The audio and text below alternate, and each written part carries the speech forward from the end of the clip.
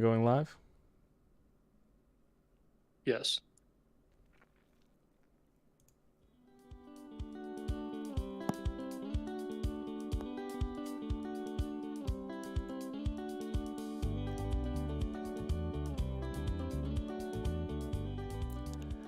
Hello, adventurers and anglers. Welcome to another episode of the 904 Fishing Podcast. I'm your host, Alex, joined as always by my good fishing buddy, Nick. Today, we are casting our lines into the world of freshwater fishing, focusing on the largemouth bass in Jacksonville's early season. Indeed, we are, Alex. We're taking a break from the saltwater scene just for a little bit, just for an episode. Figured it's about right. Just to talk about some of the best freshwater fishing spots that are conveniently placed right in our backyard. Let's get into it. Sounds good. Sounds good. So, first up, we're going to be talking about local hotspots and where's a good place to go bass fishing. One of the best places that you can go bass fishing, especially in the early season, in my opinion, is the St. Johns River. And more specifically, I would even say Doctor's Lake. Nick and I have been fishing Doctor's Lake for quite some time now, and you can find all kinds of stuff in Doctor's Lake and the St. Johns River as an extension. Nick, what do you think? Yeah, I was just about to say I'd kind of want to get back out there on the on Doctor's Lake again. Maybe even go rent a John boat and have some redemption because I feel like the last couple times that we've been out there on Doctor's Lake, it's been fine through Swimming Pen Creek, but then it's just been choppy out there on the lake. So I think some redemption for that would be pretty nice. Yeah, no, I agree. Yeah, definitely the last time I went out on Doctor's Lake, Swimming Pen Creek was very nice. And yeah, it was an absolute nightmare when you got out there to Doctor's Lake. And even, I want to say, Nick, that we've tried going out to actual proper St. John's River once. And it was so choppy, we turned around. We didn't even, I don't even think we Oh actually man, fished it. yeah, I forgot about that time. That was super sketchy. Yeah, that was, Yeah, that that was, was right past the bridge. We didn't even make it to that. I think we made it that first channel marker that was just right there, but not and we did not make it much anywhere. What? further. No, no. That was a good thing that we didn't because that was super sketch, and that would have been bad. That would have been 100% worse than what we dealt with this last time. Yeah, it was not good. Not good in the slightest. But like you said, local hotspots definitely want to check out Doctor's Lake, St. Johns River, and even going smaller than that, you guys can check out your local ponds, the local, retention ponds in your neighborhoods, at the grocery store, up at the airport. There's retention ponds all over the place. And now's the time of year to be going for those nice big bass because they're going to be bedding down. They're going to be getting in there, and we're going to be getting more into the spawn, and it's a good time for it. Yeah, and I mean, with the weather warming up, like how it's kind of we're getting these nice cool days. It was windy today, but it felt really nice outside, especially in the sun. Oh yeah, definitely. So I mean, yeah, like you said, this is prime time right now for it. And I mean, yeah, I feel like some of the good freshwater spots aside from Doctor's Lake or more, I guess, further inshore or inland of the St. Johns. They're a little bit further away, like more central Florida, but on the central side of Jacksonville, further west. But there's still plenty. There's still plenty, and every time I'm driving around, I'm looking, I'm seeing these ponds. I'm like, you know what? I'm gonna drop a pin right here. I might have to come check this one out. Oh yeah, got it. I do that all the time when I'm out driving and I'm seeing a nice juicy pond, and I'm just thinking, man, should have had my rod with me. Should have had something with me. But yeah, definitely. And like you were saying, this time of year they're gonna be up in the shallows. They're definitely gonna be pushed back in.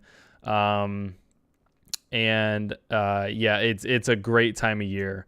Brady in the comments, what's going on, Yeah, man? I was He about to he, say, he just dude. said, yeah, he caught my two biggest bass pre-spawn, 11.8 and 9.8. Dude, That's a absolute donkey, those dude. are some donkey bass, dude. Well done on Dang. those. Yeah, very Nice.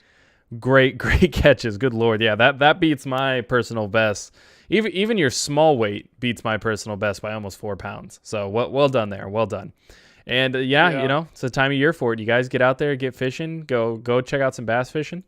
It's a good time of year for it. Yeah, I think the biggest bass I might have caught might have been like 4 or 5 pounds. It could have been a 5 pound right on the on the dot in that one video, but Alex cast right over me. Well, not right over me. He cast after I reeled in and caught the bass that I missed the hook set on. So it's okay. I'm gonna call a flag on the play for encroachment, but it's Oh okay. my, he said encroachment. Oh my lord. No, it's fine. I mean, he had the camera on anyway, so if we're being real here, if anybody needs to catch something decent when we're out there, freshwater, saltwater, it needs to be Alex, at least until I can save up some pepper jack and get a GoPro. There you go. There you go. And yeah, we're going to be hopefully getting a Nick cam soon. That'll be pretty fun. But yeah, you guys. So we're going to get right into the next one, which is going to be the seasonal tactics. Now, this time of year, you can't just go throwing anything you want. The bass do prefer typically a slower presentation bait. Now, there are two antidotes to this that I'm going to go over. But one of the best rigs that you guys can go with right now is the Texas rig, awesome rig, or a wacky rig. Both of them, take great advantage of the slower style presentation when it comes to bass fishing and when it comes to presenting soft plastics to bass. So you guys can throw your baits out there. Texas rig, Carolina rig, something like that. Just bounce it slowly along the bottom. And honestly, the wacky rig is what I throw whenever I go out with somebody new that wants to catch something and they just go, I want to catch something. And I put a wacky rig on for them and I just go cast, let it fall to the bottom, reel it to the top, let it fall to the bottom. You'll get something eventually. Bass love that stuff. Yeah, like thinking back whenever we were tearing them up out there, what was that, like River City Marketplace out there near the airport? Yep. Yeah, whenever I think we were both using a wacky rig setup. Yeah, and definitely. You must have had like circle hooks with it, or what was your layout that you had? Yeah, I actually had the O-rings and then the 1/0 circle hooks, with the wacky rig. So I was putting my O-ring in the middle of the Senko or Senko style bait, and then putting my circle hook through that O-ring and then casting it off of that. And then I was using I think it was a 3 or 5/0, weedless bass hook with a Senko bait hooked sideways on there, and I think it must have been like a 1/4 ounce bullet weight. So, and it ended up being same destination, different path. And it's one of those things that we were presenting the same bait two different ways, and we were still having great luck on it because it was like I was saying, it was a slower style presentation. So definitely something to consider. I would even go so far as to say that one of the antidotes that I have is this time of year when it's a little colder and the bass aren't moving nearly as much, I get a reaction bite a lot with a rattle trap. It's one of those year-round baits that I love to throw. My older brother, my older brother actually showed me that because we went out fishing one time and it was about February, and I was throwing, a Texas-style trick worm, and he put on a rattle trap, and I'm thinking, dude, what are you doing? There's no way fish are going to be going for that. They're slower. He ended up absolute slapping me that day when it came to fishing because he was getting a lot more reaction bites out of it because it would zoom by and the fish would just grab it and go for it. He was getting a lot of species with it. He was getting catfish, bowfin, bass. He was getting all kinds of stuff on the rattle trap. I'm like, you got to be kidding me. Dang. Yeah, no, it blew my mind. So it definitely changed how I viewed fishing in general and going for bass fishing in the early years. So while a lot of people say go with the slower style presentation, I would definitely recommend a rattle trap. Yeah, I've had some good luck with like beetle spins. So that way, little small gold spoon or silver spoon on there with, I think it was usually on those like spinner. Oh, we're losing Nick. We may have lost Nick, you guys.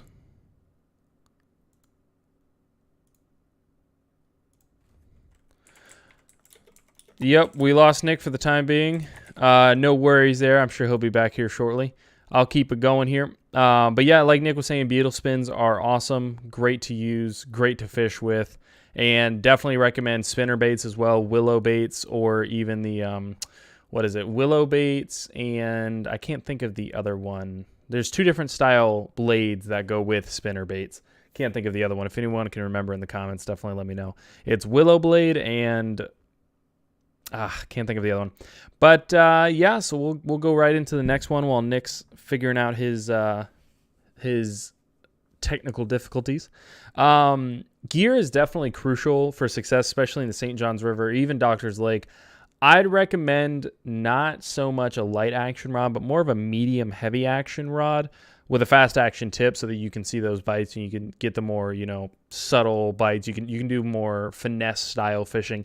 It gives you a versatility to try out different lures and the sensitivity to feel the different bites and whatnot while still maintaining the strength and power to bring up the larger fish that you might not have had, previously. So definitely something to consider. One of my favorite things to do is I'll go out with a 7-foot medium heavy action rod. I'll pair that with a 2,500 to 4,000 size reel, depending on what I'm going for and what style of fishing I'm going for. If I'm just doing your average everyday bass fishing, I'll go out with a 2,500 or a 3,000 size reel. I find that's typically pretty good for me when it comes to bass fishing off the St. Johns or Doctor's Lake or Retention Pond or wherever I'm going out in my local area. So I like to throw that out there. Typically, I'll put mono on my reels. I like anywhere from 8 pounds to 12 pounds on the heavier side. If I'm doing more finesse fishing, if I'm doing, a little lighter fishing, I like going with the more, 8-pound to 10-pound range. But if I know I'm going to be going for something a little heavier, I'll go in the 12 to 14 range. Yeah, I don't think I've used too much braid, like actually bass fishing. I've just kind of kept that for saltwater, but yeah, I'd agree with that. I know that I've had a lot of good luck with mono bass fishing. Yeah, honestly, I'm trying to think if I've ever used braid for bass fishing, and I think I briefly used it way back when I was still trying new things, and I was trying punching, and I had 80-pound braid for that because that's what everyone told me to use. And it's definitely a style of fishing you can do, and it's definitely something that works, but it wasn't my favorite. So punching is whenever you, or they call it flipping, punching. No, no, you just dive in the water head first, and just no. Okay. No, so you get some nice heavy braid or something like that. You go to like a pond covered in lily pads or anything like that, and you get a nice heavy bullet weight. And you throw it up, and it punches through the top layer of the vegetation and sinks down with the worms or the craw or whatever you're using. And you can really present your bait down there and get it down beneath the water, beneath the vegetation. And you need that heavy braid so that you can actually get the bait and the fish out of the vegetation. That makes sense. I've had good luck before. Just I'd cast out near some lilies and just kind of work the. Oh, hold on. I like how your can, it blends into the screen, into the green screen like that. But I would work the lure up on top of the lily pad, have half of it hanging off, and then just kind of keep moving it. Yeah. So that way some would still be in the water, and then I bring it up on the lily pad. I've had a couple bass just absolutely inhale the whole lily pad going for it. I mean, absolutely. So that's another good tip too. If you're fishing somewhere with a bunch of lilies, try to get it up on top of the lily and then just work it on top of the lily. Right on top of the water there, yeah. Attract. Yeah. Oh, dude, talk about you'd be in for a surprise. Oh yeah, well, because the bass can see that when they're looking up at it, they can see lily pads. They can see the movement because that lily pad's not very thick. He's messing with me. So they can see the actual shadow of whatever bait or whatever thing you have on top of the lily pad. They see that. They hunt for that. So definitely something to keep an eye out for. Yeah, I think I might have been using a lizard too because I was trying to keep it accurate with what would actually maybe be on top, or a frog. Absolutely. Dude, there's all these lures that I just, because we've been doing so much saltwater fishing that I forget about. And that's one of the things. I've never been a big frog guy. Typically when I go bass fishing, I'll stick to my Senkos and my crawdads, stuff like that. I've never had luck with what am I trying to say here? I've never had luck with flukes. What? Flukes? Flukes too. Yeah, actually, now that I'm thinking about it, I've never had luck with flukes. I've never had luck with frogs. I've never had luck with what's another one that everyone talks about?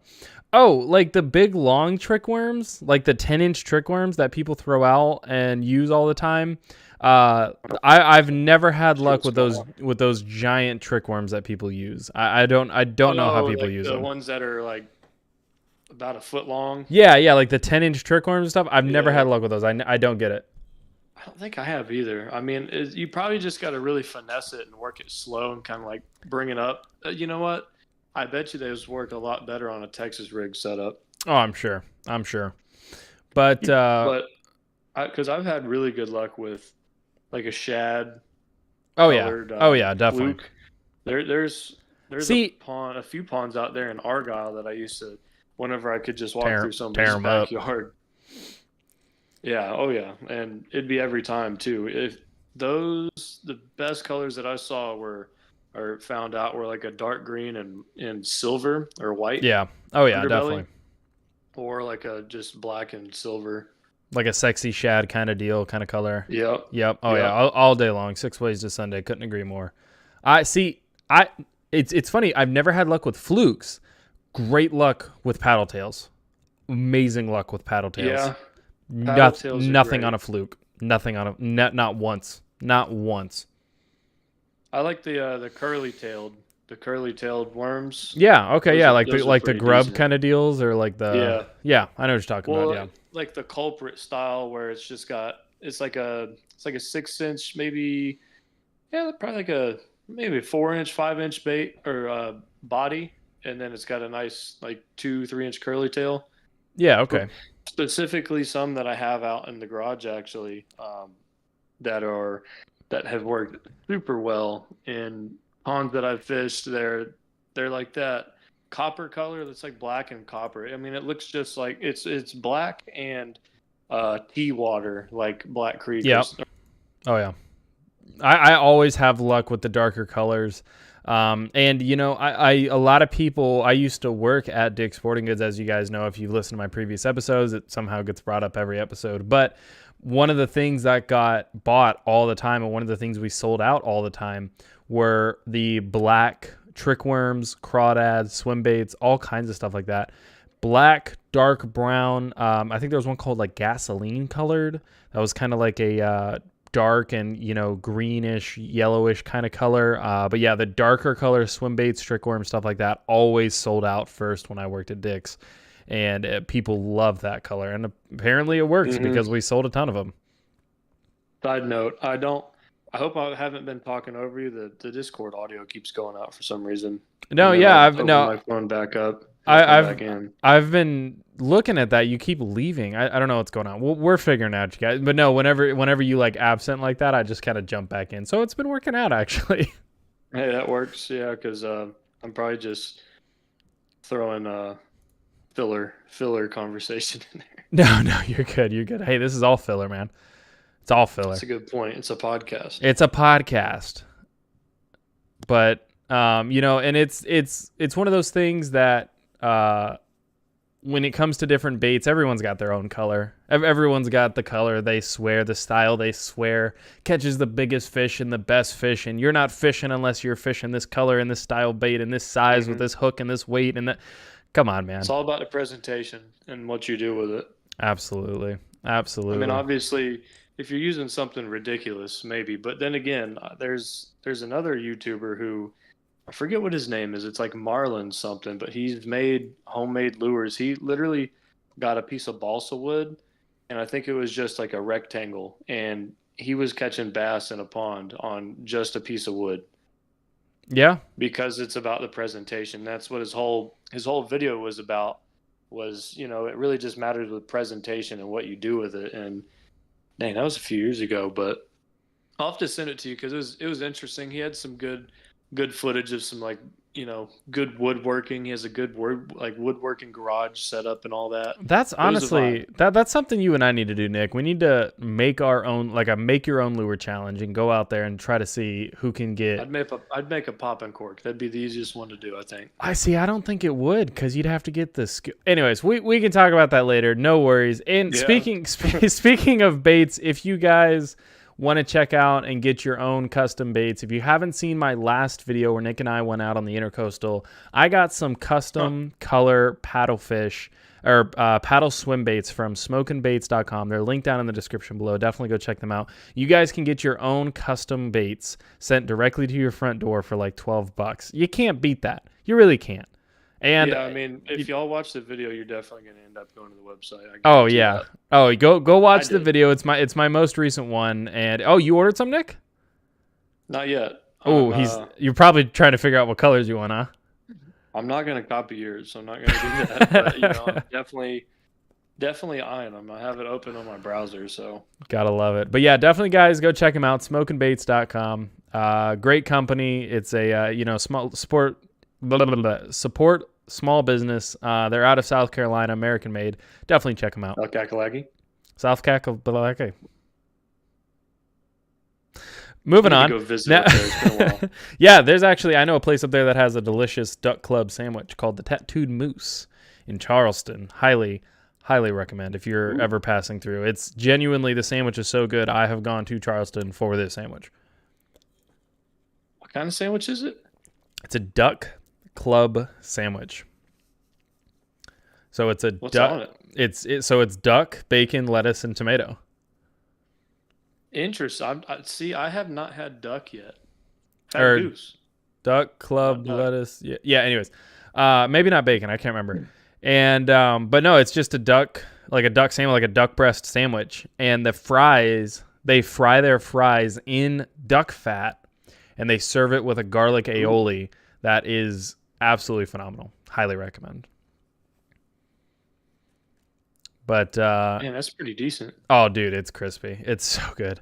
But sorry, I thought somebody was knocking, but somebody's building something in the apartment next to us. Oh, that adds up. Yeah.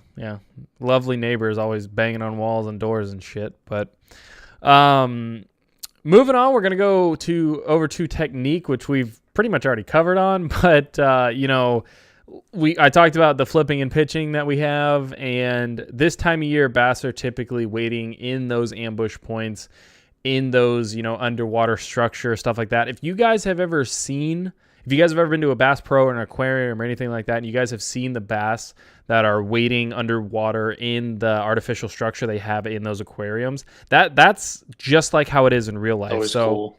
Yeah, it's a great way to see how they kind of react and whatnot.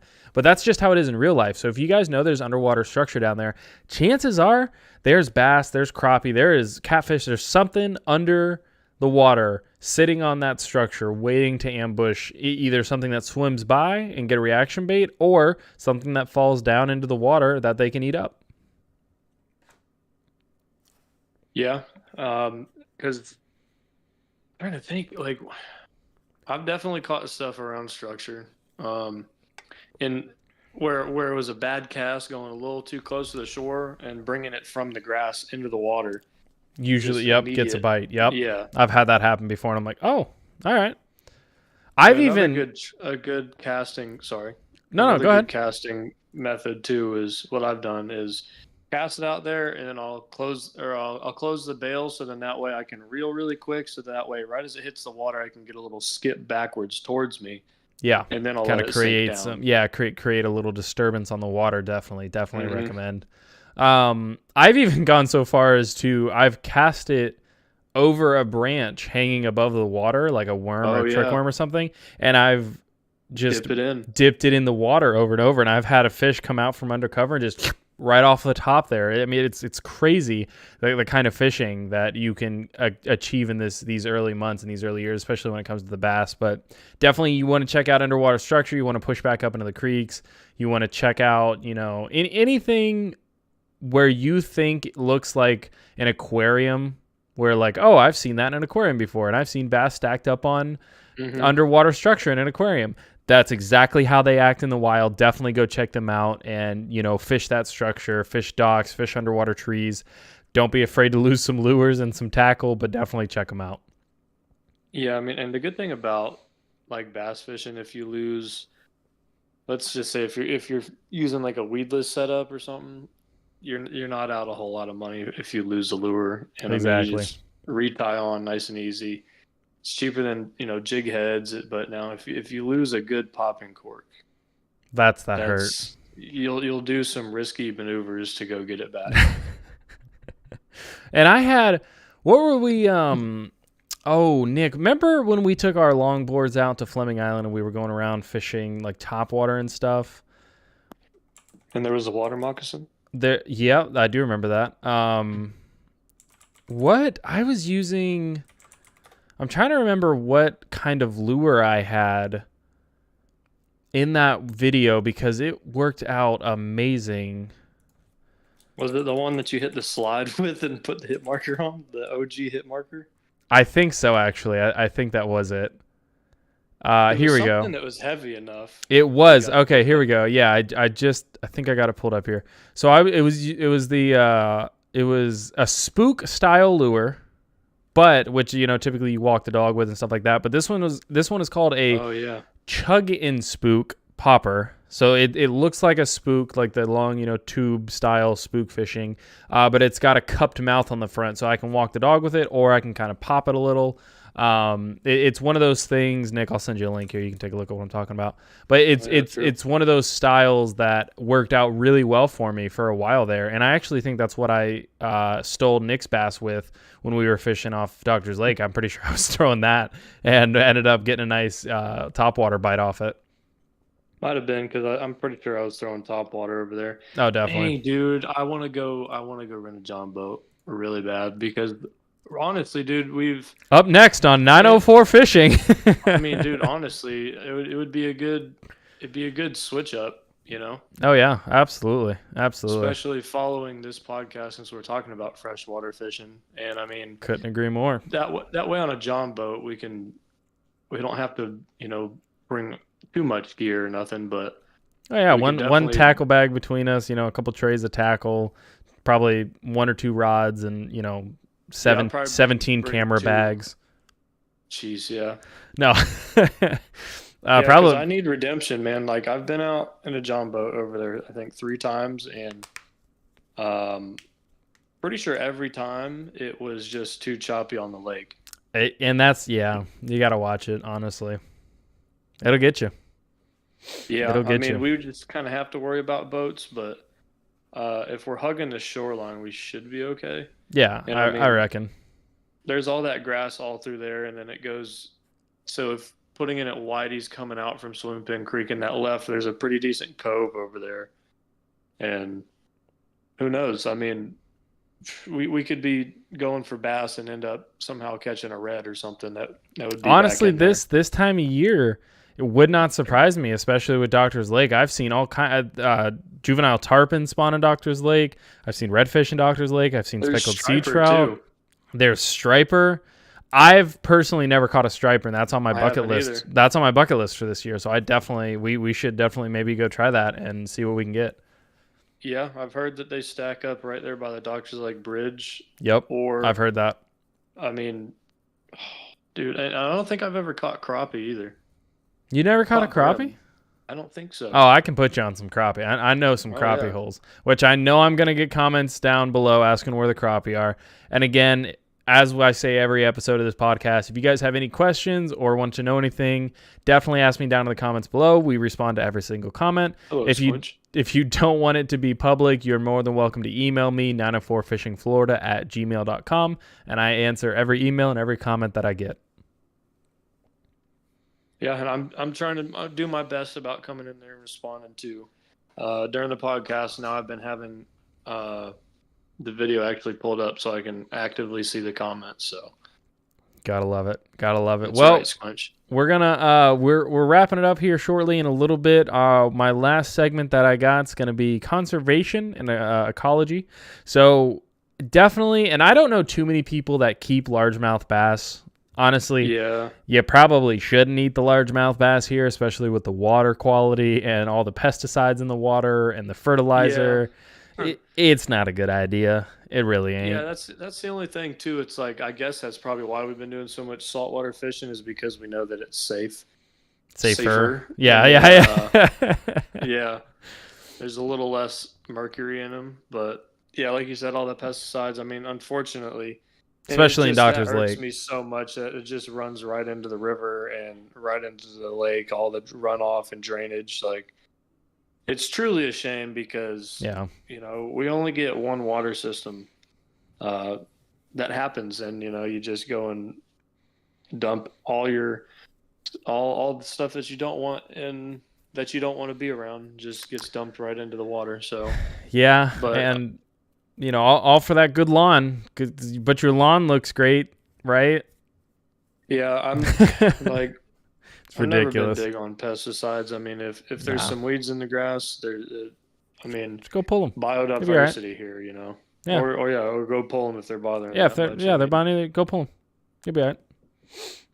backyard, okay, if it's not really going to run anywhere, but Exactly. And you know, it's definitely one of those things. Those of you that do keep bass, like I said, this time of year is their spawn season. They are spawning right now. Just like with those 2 reds that I caught, spoiler. Just like with those 2 reds that I no, caught yeah, in my last video, which again, highly recommend you guys go check it out. It's pretty sick. It's pretty awesome, and the baits worked out awesome.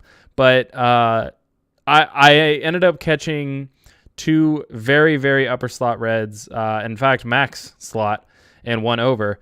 And I didn't keep either of them because I didn't want to take those genes out of the gene pool for the redfish. And I have a fish full of freezer. I didn't need to. I wasn't hurting for food. You know, it's one of those things that I could have, but I chose not to, just to help kind of keep the species up and keep the population up. well, they've seen me do it before too. I mean, Yeah. Oh yeah, Nick. Yeah. out there at Castaway Preserve, I had that nice primo slot red, and I was like, yeah, I'll let him go. And then I'm pretty sure that was the one that you caught the next time that we went out there. I swear it was. It had to have been. Yeah, It had I to have mean, been. and like you said too, yeah, like have the big boys stay and live on, produce some more reds, and that way they can grow up big and strong like those ones. Because Yep. yeah, that would have been a great meal. Those would, or at least one of them would have been delicious. But like you said, and like how I feel too. Why It's take like those whenever genes you out? catch one top slot, yeah, and if it's top slot, like that's just a good trophy fish. That's a Yep. good, just get a picture of it and have the picture. Let the fish keep going and doing this thing. Absolutely. Absolutely. Because when they get that big, they've lasted that long, they definitely have the genes to get that big, and you want to keep that in the gene pool for the species, And again, Yeah. this is our opinion. If you guys want to keep every single 27-inch redfish you keep, you are legally, allowed to. That's your prerogative. I'm just giving you my opinion. Mm-hmm. And if you don't abide by it, no, I'm just kidding. No, but I thought you were gonna do it, dude. I was oh no. accidentally slips while trying to do the edgy joke right there. Right. No, Nick and I, and at least I've been trying to keep it a little more clean. I've actually, my mom's been telling me that she's been wanting to show some of my videos to her kids. She's a teacher, and she's like, hey, I'd love to show your content to my kids, but I can't because you have a horrible potty mouth. And I was like, fair enough. So Yeah, I've been trying to keep it a little more PG, but like Nick in the last video, sometimes you just catch a big fish and you can't help it. Your reaction is your reaction. it would be something. It would be probably a little bit more work, but have like a Patreon for the uncensored, so that way you can get the full effect as if you're out there with us. I've honestly thought about doing that and showing like all of the cleaning process that I do and stuff like that, because I can't show any of that on YouTube. Yeah, you can't show any of that on YouTube. And soft. and Nick and I have another buddy who's been on the channel before, Dallas. You guys have seen him, and we've been talking about going hunting and stuff. And if we were to do that, anything that we clean and ate and stuff like that, I couldn't show on YouTube. I could show the cooking process and the eating process, but any kind of cleaning and any stuff like that, which I would be learning for the most part, that's something I would want to document. So that's definitely something to think about. Yeah, and I guess you say if you had a buck or something. I don't know if you could even post like a picture of you like sitting with it after it's unalived. Nope. Nope, you can't. Yeah, and like you just did right there, you can't even say that word. You have to say unalive. Yeah, it's ridiculous. Going on? But yeah, you can also see some questionable things on YouTube. So. But it is what it is, though. I guess. I was about to say we're working with what we got, and I've said this before to a lot of people, and I'll continue to say it. I would love for this channel to be a full-time thing for me. I would love to do this for my job, but for the time being, and what I originally started this channel for was just to document myself and my fishing adventures with my friends, with my family, so that I could have a place to go and fondly look back on the old videos that I've uploaded of me and Nick's shenanigans and my shenanigans with my brothers and my niece and nephew and stuff like that. And if it turns into something, awesome. But I don't want to give you guys a character that I'm putting on. This is me. This is Nick. This is my family. This is how we live. This is how we fish. That's what I go for. What you see on camera is what you'd see in person, pretty much. Exactly. I could act, but not well. I can't, at least. I'd like to try. I could be an actor. Dramatic pause. You telling me, huh? You telling me you're trying to win one over on me, huh? I like how he immediately goes for like the 1980s New York gangster, like, I am walking here, fucking. But Try the deal. He said, "Hey, what a gabagool!" Huh? Oh my god! Alrighty, guys. I was just watching something about The Sopranos the other day, so I guess that's just what I was about to say. That's where, yeah. But I think that'll about do it for today's episode. We hope you guys enjoyed our dive into the freshwater fishing for largemouth bass in the early season here in Jacksonville, Florida. Appreciate you guys tuning in. Yeah, we both appreciate it. I'm glad I'm here again. Last night, little update for the little Top Golf shenanigans for that league. I was hitting good for a little bit, and then all of a sudden just stopped hitting good completely, and looked like a scrub. But our team moved up a couple ranks. Gotta love it. We're 15th out of 20th now, so it's not last and it's not first. But hey, there's 8 weeks total is what it is. So that was week 3. That was week 3 now. So still be doing that for a little bit, but yeah, I mean, I'm going to say it. I'm better at fishing than I am golfing. And people say that people that suck at fishing are good at golfing. I was about to say you're good at one or the other, and God, I suck at golf. So yeah, but it's fun though. But yeah, I mean, fishing stuff will be on the way. We might keep it a surprise. Obviously, we got some ideas and some wants as far as some good ideas of what we can go and do. I mean, and that's the best part too, is all the options that we have. I mean, we have saltwater, we got brackish, we got freshwater, you name it. So we can have a plethora to choose from. Definitely. So, alrighty, guys, that's gonna wrap it up. As always, keep your casts long, your lines tight, and your stories true. We'll see you next time. Y'all take it easy.